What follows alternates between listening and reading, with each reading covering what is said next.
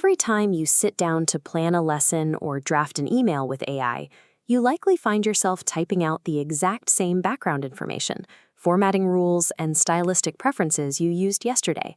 It becomes a frustrating administrative cycle of copy, paste, and tweak.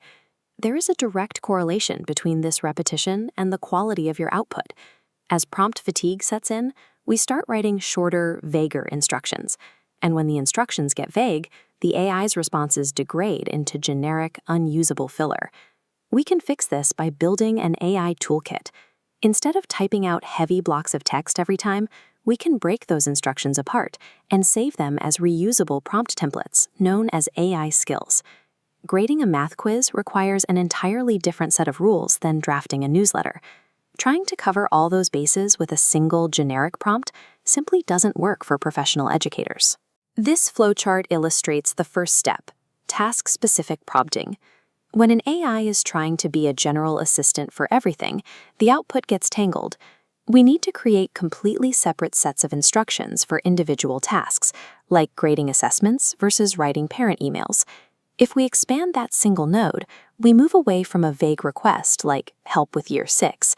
Instead, we give the AI a highly targeted instruction that defines a precise role, such as acting specifically as a year 6 parent communication assistant, complete with exact task and tone parameters.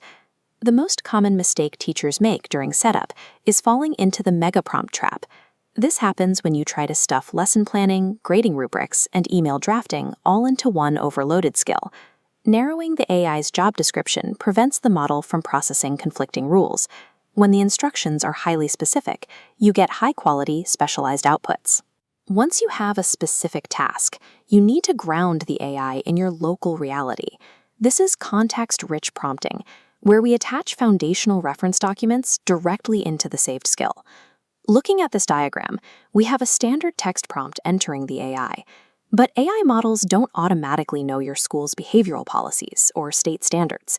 You have to take that foundational documentation and feed it directly into the processing node. For example, if you're generating a grading rubric, attaching your school's assessment policy forces the AI to align its grading scale to your specific local standards. The output matrix adopts the exact structure of your provided document, rather than relying on broad internet assumptions. Bounding the AI to your specific context documents is the most reliable way to prevent hallucinations and keep the generated content entirely relevant to your classroom. The final component is constraint-based prompting.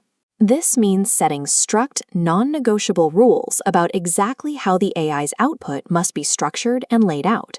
Telling an AI to make it look nice leaves you with an unstructured mess, like you see on the left.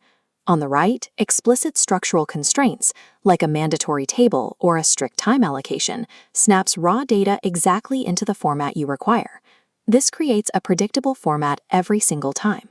The output slides right into your existing blank templates, allowing you to copy and paste the results immediately without spending 20 minutes reformatting text. Pause the video for a moment. Identify your single most repetitive administrative task. Write down a specific name for a skill to handle it, and note one context document you could attach to it right now. These constraints ensure the AI provides a clean output immediately, allowing you to focus on high-level instructional design instead of fixing formatting errors. When it's time to use these skills, it's best to retain manual control instead of letting the AI activate them automatically. By typing a /, you trigger a drop-down menu to select a specific module. You can even combine distinct skills.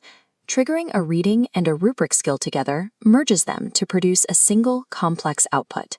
To maintain this level of precision, avoid falling back on generic prompts.